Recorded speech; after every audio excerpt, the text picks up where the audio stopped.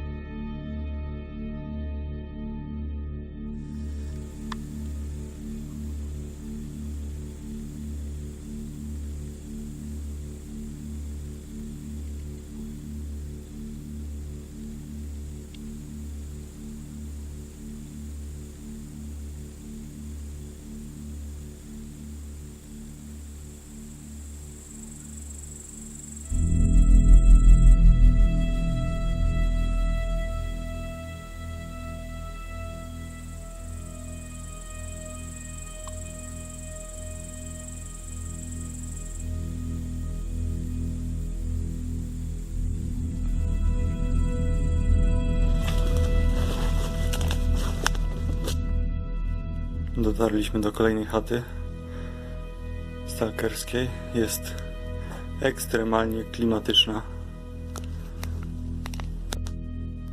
Tak wygląda przedsionek, jak się wchodzi.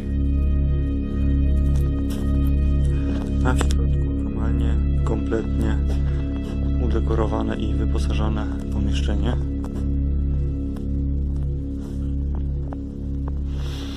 Pachnie takim lasem, ziołami, jakimś taką sosną. Jest piec, prawdopodobnie sprawny, jak już tam widzieliśmy wcześniej drewno.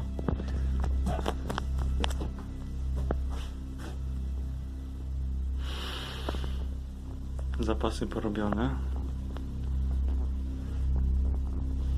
Dekorowane wszystko ładnie.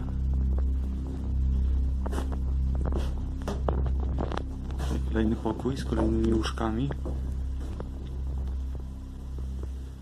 Spokojnie może pomieścić 5-6 osób, myślę, ten domek. I to tylko licząc same łóżka, bo oczywiście może tu wejść o wiele więcej. No niesamowity klimat. Pewnie zostajemy tutaj do jutra i idziemy dalej w stronę Prypeci.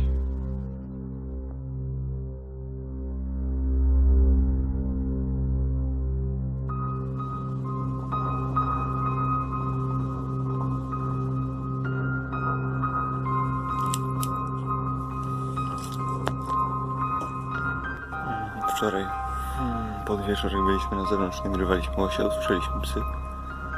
Okazało się, że to prawdopodobnie byli strażnicy z psami, jako że nie widzieliśmy samych strażników, ale było słychać, że idą. No, na wczas dotarliśmy do chałupki i zaczęła się burza, teraz wszystko jest mokre. No, my nie jesteśmy póki co schwytani.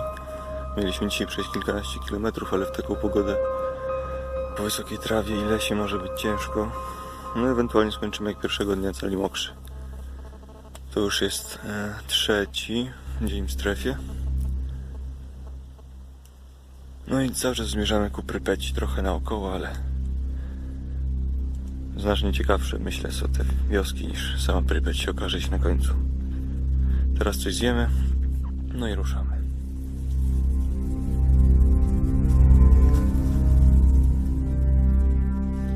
Wczoraj planowaliśmy, żeby o tej godzinie już być prawie w następnej wsi, ale plan się rypnął, ponieważ leje. Rozstawiliśmy tutaj taki lejek, powiedzmy, zbieracz wody deszczowej. Ale tak coś niby jakieś krople są.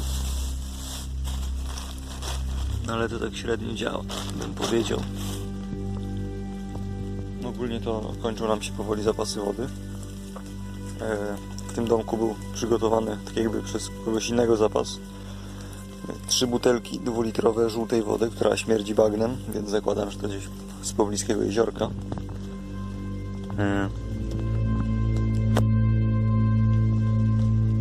Przefiltrowaliśmy ją przez filtr, wrzuciliśmy tabletkę odkażającą z chlorem i ugotowaliśmy, przygotowaliśmy. A teraz wypijemy sobie z niej herbatkę, zobaczymy, czy nie dostaniemy sraczki. Jak nie, to robimy po prostu sobie z niej zapas, żeby dojść do Prypeci. Mamy jeszcze tam chyba 2 litry takiej czystej wody, jeszcze spoza strefy butelkowanej, a potem trzeba będzie improwizować, tak jak na przykład tu. Tylko słabo to wychodzi. Dobra, zobaczymy, może ten deszcz przestanie chociaż padać, to byśmy się ruszyli. Przestało lać, więc korzystamy z chwili i idziemy dalej w stronę Prypeci. Mamy nadzieję, że nie zacznie lać, chociaż już słychać grzmoty gdzieś tam w tle. Jesteśmy ogumieni, ofoliowani i atakowani przez komary. A poza tym nawet fajnie.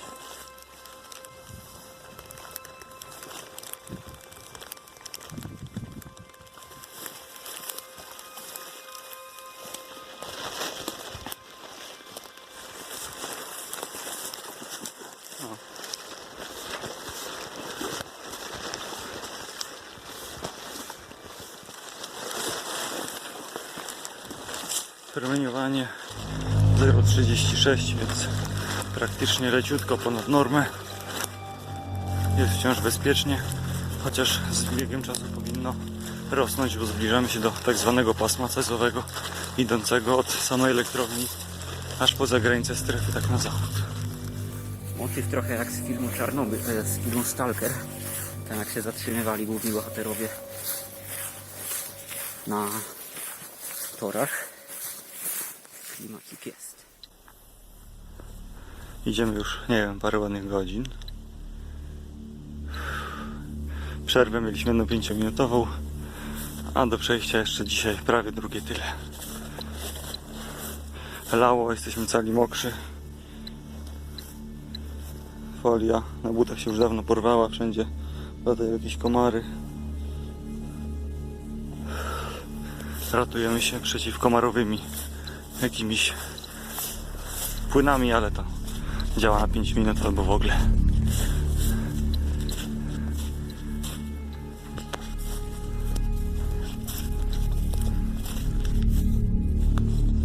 Dochodzimy do jednego z kołchozów. Mamy nadzieję spotkać koniki Przewalskiego. O.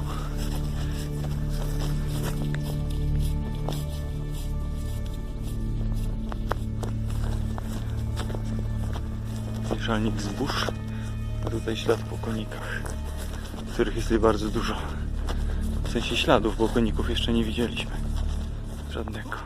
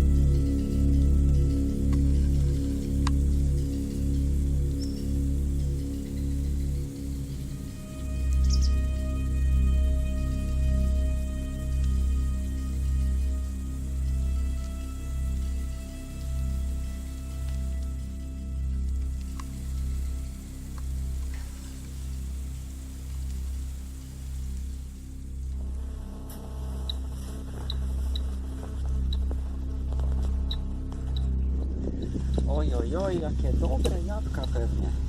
Troszkę robaczywe, ale cóż.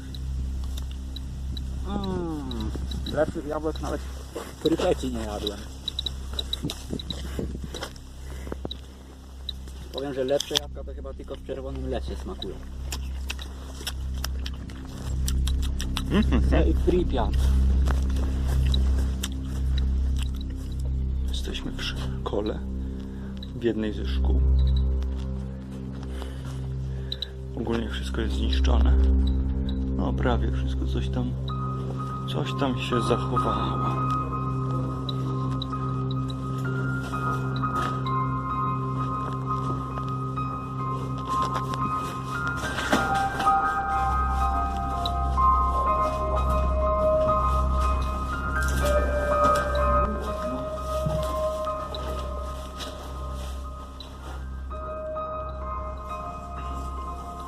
Robimy mały postój, jako że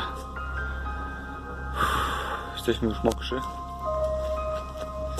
i zaczynają nas boleć stopy. Tutaj są tory dawne. To jest jakaś stacja nieokreślona. Kilka minut przerwy, idziemy dalej. Mhm. Tam wyszło, że tam,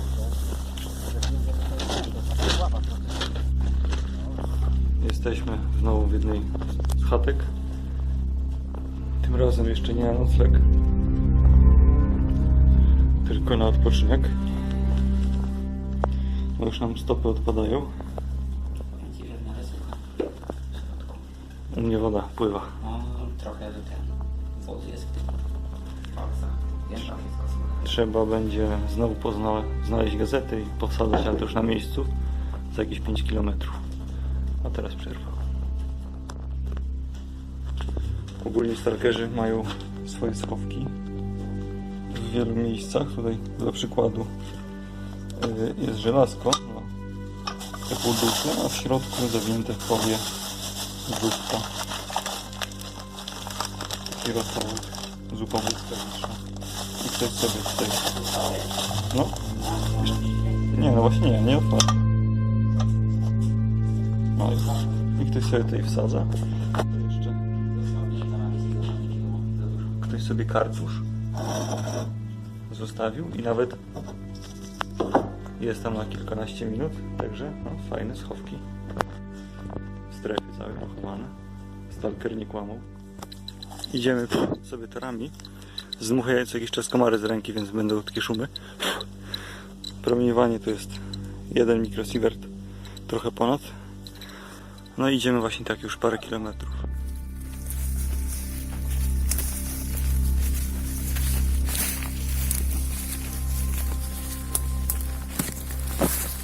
Tam jest jakiś ruch, to może mieć problem, albo... Nie, no idźmy do przodu na razie. Albo dalej.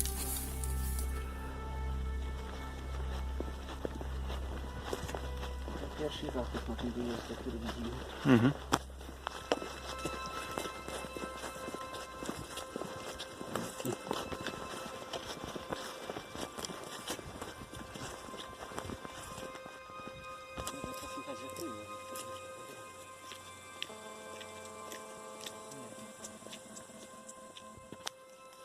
Już jest po zachodzie słońca, jesteśmy w miarę zmęczeni, więc jedliśmy dzisiaj tylko jeden posiłek, tak naprawdę śniadanie, i w czasie drogi tam sobie podgryzaliśmy jakieś kabanosy, jakieś ciasteczka, cukierki, więc zero takich treściwych posiłków. Jesteśmy już w miarę zmęczeni, więc zatrzymujemy się w tej wiosce i idziemy coś zjeść, jakiś obiad. Jest godzina 21:30. No i pewnie tu będziemy nocowali, bo już nie mamy siły iść dalej. Zaraz będzie ciemno, od rana idziemy praktycznie, mamy wszystko mokre po skarpetki. Buty jeszcze tak naprawdę nam nie wyschły, już prawie mało brakowało, ale nie, więc teraz Staszek poszedł po chałupach okolicznych szukać. Tam było chyba przez chwilę widać jego latarkę.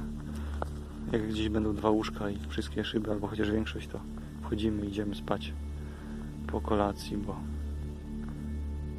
już nie mam siły. A teraz w sumie 3. dzień się kończy.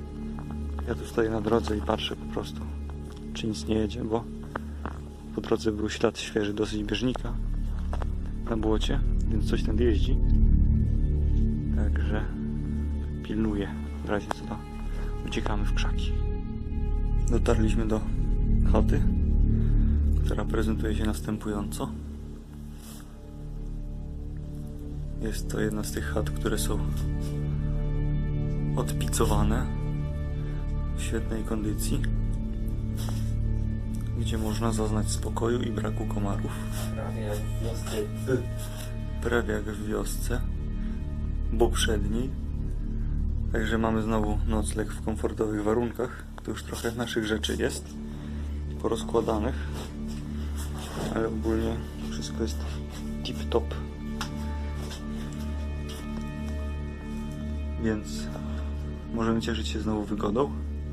22 już jest prawie. I już jest prawie 22, więc kolacja i spać. Bo jutro rano trzeba szukać wody. Już mamy nie wiem czy z litr na nas dwóch. A jutro przed nami nie wiem, kupa drogi, nie? No a tak to będziemy musieli pić własny mocz. Jak robią stalkerzy. No to już nawet zaczęliśmy. No. Tak naprawdę to nie jest idiotonic, tylko mocz.